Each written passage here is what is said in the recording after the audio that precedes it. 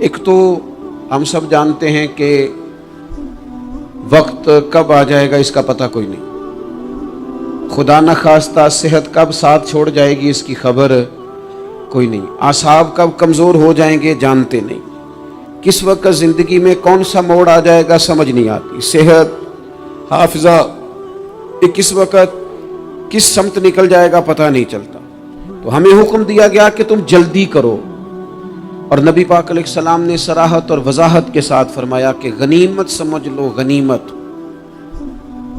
غنیمت سمجھ لو، اگر تمہارے پاس فرصت ہے تو ایسا نہ ہو کہ مصروف ہو جاؤ، غنیمت جان لو اگر صحت ہے تو ایسا نہ ہو بیمار ہو جاؤ، غنیمت جان لو اگر تم جوان ہو تو ایسا نہ ہو کہ بڑھاپا ہو جائے، غنیمت جان لو زندگی ہے ایسا نہ ہو کہ موت آ جائے، غنیمت سمجھ لو چیزوں کو اور اپنے لیے حسنات جمع کرو۔ میں دیکھتا ہوں بہت سارے لوگ ایسے ہیں جو خیر کر سکتے ہیں لیکن وہ تو منصوبہ ہی بنا رہے ہیں، بڑی دیر ہو گئی منصوبہ بنا رہے ہیں، پروگرام بنا رہے ہیں۔ ہمارے بزرگ جو تھے وہ کام کرتے تھے، درختوں کے نیچے بیٹھ کے کرنا پڑا تو شروع کر دیا، انہیں کسی گلی چوک چوراہے میں خیر کی بات کرنی پڑی تو انہوں نے کر دی، ان لوگوں کو اگر گلی سے پتھر اٹھا کے نیکی جمع کرنے کا موقع ملا تو انہوں نے لوگوں کے لیے راستہ صاف کرنا شروع کر دیا، اگر ان لوگوں کو کسی بندے کو خیر کی بات بتا کے دل کو تسلی محسوس ہوئی تو وہ کرنا شروع کر دیا۔ جو نیکی جو خیر ہمارے دائرہ کار میں ہے، دائرہ اختیار میں ہے، ہماری پہنچ، اسے کیوں چھوڑا جائے؟ نبی پاک علیہ الصلوۃ والسلام نے فرمایا نیکی کو کبھی حقیر نہ سمجھو، کچھ نہ ہو سکے تو مسلمان بھائی سے مسکرا کے ملاقات کر لینا، اللہ صدقے کا ثواب عطا کر دے گا۔ آپ نے کافی ساری ماشاءاللہ سبحان اللہ کہی ہے، پر یہ مسکرا کے ملنا آج کل مشکل ہو گیا یہ کام، کیونکہ یہ دور ہے ناراض لوگوں کا دور، اس میں ہر کوئی کسی نہ کسی سے ناراض ہے، تو مل تو لیتے ہیں مسکرا کے نہیں ملتے، ملاقاتیں تو ہو جاتی ہیں، لوگ تو ہر روز ایک دوسرے سے ملتے ہیں پر یہ دل کم ہی کسی سے ملتے ہیں لوگ پر ملتے۔ زندگی میں وہ عجیب لمحہ تھا، وہ میرے ساتھ تھا پر میں تنہا تھا، لوگ ملتے ہیں پر ملنے کو تیار۔ حضور نے فرمایا نیکی کو حقیر نہ سمجھو، کچھ نہ ہو سکے تو ذرا مسکرا کے مل لینا۔ کیا معنی ہے کسی سے ملنا؟ تو راضی ہو کے ملنا۔ یہ جو مزاجوں میں گھٹن ہے تبھی اور بلا وجہ کی ہے، بعض جگہوں پہ کوئی اس کا کوئی شرعی پس منظر نہیں، کچھ نہیں، بلا وجہ۔ نیکیوں میں ذرا جد و جہد کی جائے، کوشش کی جائے، حصول حسنات میں کوشش کی جائے۔ ہم نہ بڑے سست ہیں، دنیا کے معاملے میں چست ہیں اور خیر کٹھی کرنے میں سست ہیں۔ جلد از جلد آپ دیکھیں ہمارے بزرگوں نے بہت زیادہ کام کیا، بہت زیادہ۔ اس کی وجہ یہ تھی کہ وہ دوسروں کے کام پہ نہیں توجہ دیتے تھے، اپنے کام پہ توجہ دیتے۔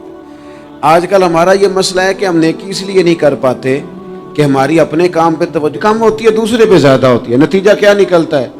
دوسرے کئی دفعہ آگے نکل جاتے ہیں اور ہم جو بھی منصوبے بنا رہے ہیں، پروگرام طے کر رہے ہیں، وہ معاملہ پیچھے رہ جاتا ہے۔ تو زندگی میں جلد از جلد خیر جمع کرنے کی کوشش کرنا، جلد از جلد۔ امام بخاری کی عمر 62 سال ہوئی ہے اور قرآن مجید کے بعد وہ صحیح ترین کتاب امت کو دے گئے، کو بہت لمبی عمر نہیں، 62 سال عمر مبارک پائی۔ کتنا ہمارے بزرگوں نے کہا، حضرت عمر بن عبدالعزیز کی عمر 39 سال ہوئی، پوری 40 نہیں۔ کتنی خیر بانٹی انہوں نے زمانے میں۔ کام نہیں کرتے، پروگرام نہیں بناتے، ہم خیر نہیں جمع کرتے۔ خیر جمع کرنے کا وقت تو ہے، فٹافٹ کر لی جائے۔ پھر تو اس طرح کا ٹائم آ جاتا ہے کہ انسان زیادہ نماز پڑھنا چاہتا ہے، نفل پڑھنا چاہتا ہے، اس کا وجود ساتھ نہیں دیتا۔ اس طرح کے اوقات آ جاتے ہیں کہ وہ کچھ خیر کرنا چاہتا ہے، پھر اس کے پاس موقع نہیں رہتا۔ وہ لکھنا، پڑھنا، پڑھانا، سمجھانا چاہتا ہے، پھر قواعد اتنے مضبوط نہیں رہتے۔ جد و جہد کی جائے، کوشش کی جائے، جلد از جلد۔ اللہ کے پیارے رسول صلی اللہ تعالی علیہ وسلم نے فرمایا، صحیح بخاری میں حدیث موجود ہے، حضور فرمانے لگے جلد از جلد نیکیاں کر لو اس وقت سے پہلے کہ فتنے رات کے ٹکڑوں کی طرح تمہارے اوپر گریں گے۔ حضور فرمانے لگے وہ ایسا سخت وقت آئے گا کہ بندہ صبح مومن ہوگا تو شام کافر ہو جائے، شام مومن ہوگا تو صبح کافر ہو جائے۔ اور فرمایا لوگ دنیا کے بدلے اپنا دین بیچ ڈالیں گے، اس سے پہلے پہلے نیکی کر لو، قبل اس کے کہ الجھا دیا جائے ذہنوں کو، پریشان کر دیا جائے۔ کئی جگہ مسائل نہیں بنا دیے گئے، وہ چھوڑو دی یہ تو نفل ہے، چھوڑو دی یہ تو غیر مؤکدہ ہے۔ اعلیٰ حضرت فاضل بریلوی فرماتے ہیں جو نفل چھوڑتا ہے نا، ایک وقت آتا ہے سنت کے ترک کرنا شروع کر دیتا ہے، اور تارک سنت ایک وقت آتا ہے کہ واجبات کو چھوڑتا ہے، چونکہ وہ سیلاب اچانک نہیں آیا کرتے۔ پہلے چھوٹا سا سوراخ ہوتا ہے، دریا کے کنارے چھوٹا سوراخ ہوتا ہے، بند نہ کیا جائے تو بڑا ہو جاتا ہے، پھر اور بڑا ہو جاتا ہے، پھر وہ سیلاب بن جاتا ہے۔ کیا ہوتا ہے کہ جب ہم دیر کرتے ہیں، آپ دیکھ لیں دنیا داری میں لوگ کتنے آگے نکل گئے، کتنے دنیا داری کی جو چیزیں آئیں وہ غالب ہو گئیں۔ میں آپ سے پوچھ رہا ہوں جتنے لوگوں کے پاس موبائل ہیں اتنے لوگ نمازی بھی ہیں؟